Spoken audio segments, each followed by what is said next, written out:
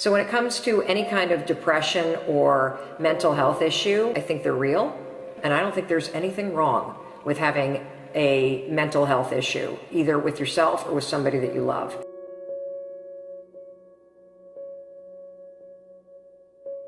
If you have depression, if you have anxiety, if you have post-traumatic stress disorder, if you have any kind of mental health condition, it's nothing to be ashamed of, and it's nothing to hide, and it's something to hit head on with. There's one thing that if you did every single day, no joke, it would make an extraordinary difference in whatever mental health issue you're struggling with, and that is exercise. And the reason why I say this is not based on my own personal experience. It's based on the fact that I think it's the American Psychiatric Association. This is coming from Dr. John Rady. This is his area of expertise. And one of the things that they now mandate as a diagnosis for anybody with depression or anxiety, or any mental illness, frankly, is you've got to exercise every day.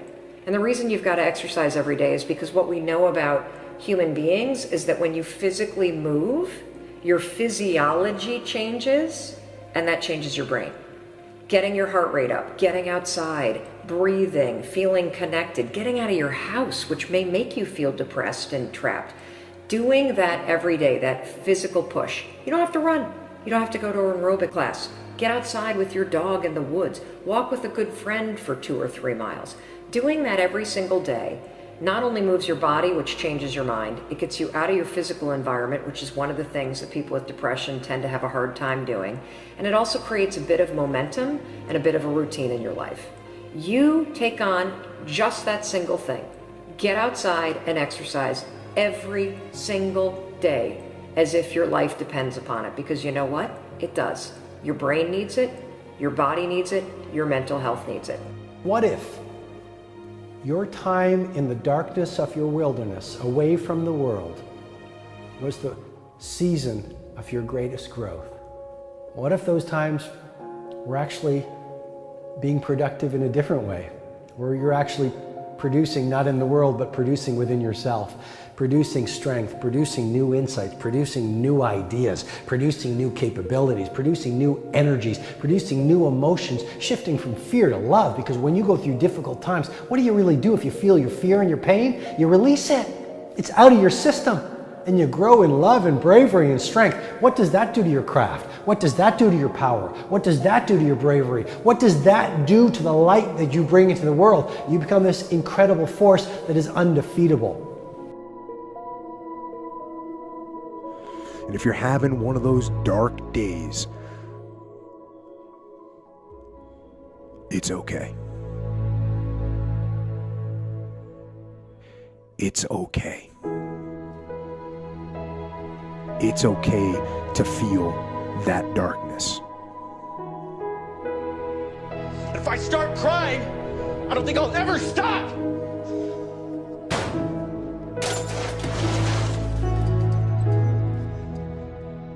If you're going through a divorce right now, if you're going through a financial problem right now, if you're going through an illness right now, if you are going through any form of crisis right now, I know you might not even want to get out of bed in the morning. It might be that bad.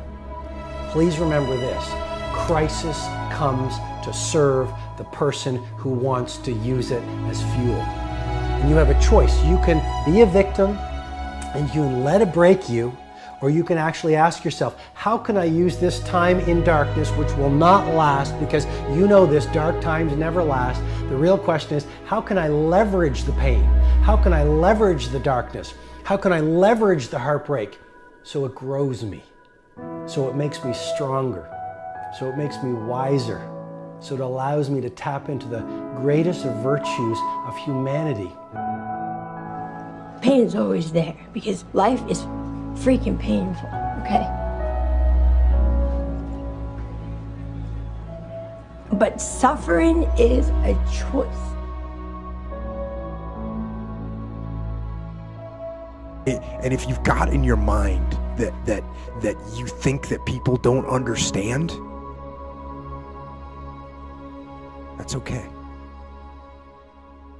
They don't. But you do. You know darkness. You know evil.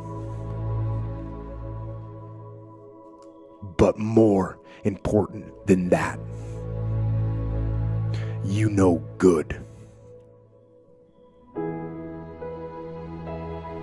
You know light. And you know laughter and love better than anyone. I remember the past and I learn from it. I rejoice and celebrate in the present, and I reimagine the future. If you are victimized by your thoughts, you're victimized by your past. I use memories, but I do not allow memories to use me.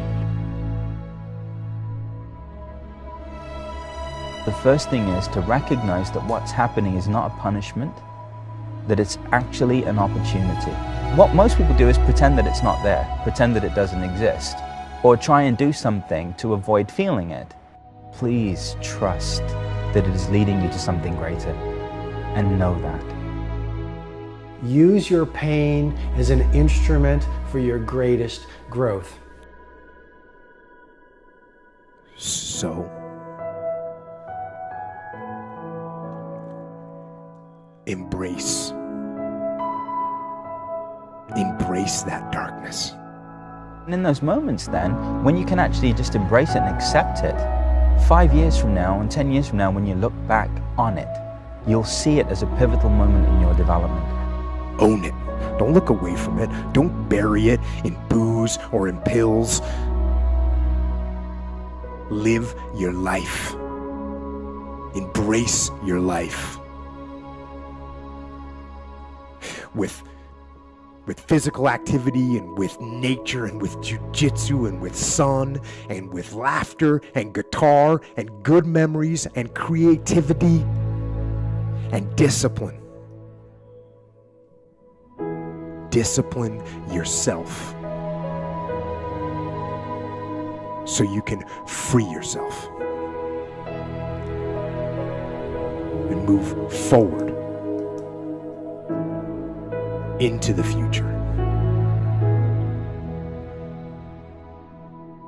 Because you know, as you're going through a difficult time right now, I promise you, I assure you, the clouds will lift. Right? There is sunlight above the clouds. You're just looking at the clouds right now. And they will lift, and crisis has come to teach you the big lesson you're meant to learn to move to your next level in the next chapter of your greatest life. There is an invisible hand at play, whether you feel it or not. And maybe I am the servant of information to remind you in this moment right now, what you're experiencing doesn't feel good, but it is good. Please remember that you are built to shine. Great things are coming your way. You are not average. The darkness will pass. World class is coming, and you are meant to fly. In life, you will run across disappointments. You sure will. You'll run across things that happen in your life that are so wrong. But I have a little saying. In the end, everything will be okay. And if it's not okay, it's not the end. I want you to close your eyes, please.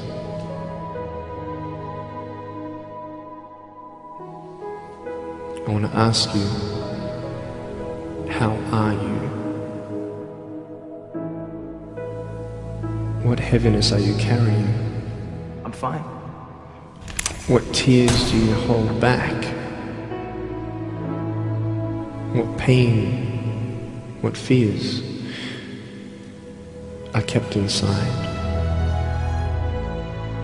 People don't even look you in the eye. People ask you how you are and you say fine, but you're not fine, and they'll never know that. And you start believing the lies around you, saying that you're not good enough and no one's gonna want you and you'll never ever do anything good in your life. And the fear that we have is that we're gonna be alone. Because if they don't like you, then who will? If they don't accept you, then who will? And I started believing that I was not good enough. I started believing that I was a failure. That I'd never ever be somebody who people would like or people would accept. And these steps take you closer. That voice saying, you're not good enough, you're not good enough, you're not good enough. And all you need is one more step to fall. So you have a choice to know which step you're going to take today. There are some things in life that are out of your control that you can't change and you got to live with. The choice that we have though is either to give up or keep on going. I want to ask you, what are you going to believe? Are you going to believe in yourself? Are you going to believe everybody else's judgment on you? Are you going to believe people when they say that you're a failure and no one really likes you, no one really cares about you?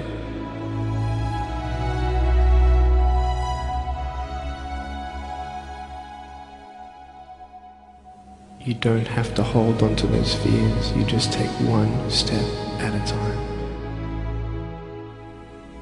Not to say that one day these fears are just going to completely disappear, but can you forgive those who've hurt you? Because that's when healing starts. Every time someone puts you down, will you make a decision to bring somebody else up? Picture yourself in an open area. There's no buildings and there's no shelter, and there's a storm above you. And this storm represents the situations in your life. And you don't tell anybody what you're going through because first of all, they wouldn't understand. And second of all, they can't even help you anyway. You're in this storm and you're down on your knees and you're cold and you're weak and you feel like this is the end. Are you not still here? You are still here. You don't have to do this alone. But hold on to that person who you think might help you. And imagine them right now saying that they can't stop the storm right now, but they will hold you and keep you warm until the storm passes. Because when they hold you, the storm's still there, but it's okay. Because they're with you all the way.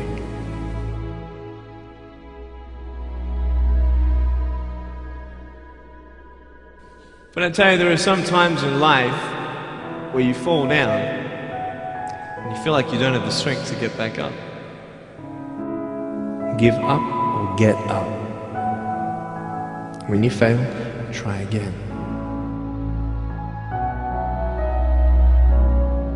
And it's not the end until you've given up. And just the fact that you're here should persuade you that you have another chance to get back up. There's still hope.